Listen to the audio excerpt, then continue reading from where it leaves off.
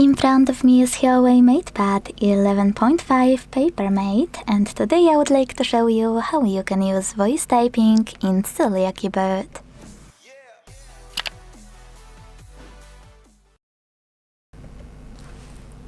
Begin by launching your keyboard and holding microphone icon located at the bottom right corner. If you never used it before, you will see pop-up where you will have to click while using the app. Then hold the same microphone, this time to start typing. As you can see, voice typing is on.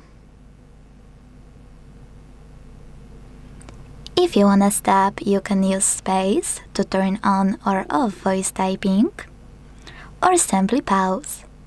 If you want to delete anything, click on this icon on the right. If you want to add a mark, you can hold this one and slide to the one you wanna use, like question mark. If you want to close your keyboard completely, click on this button at the bottom right corner. And to only switch from voice typing to standard keyboard, click on this X on the left. Thanks so much for watching. If you enjoyed this video, leave a like, comment and subscribe.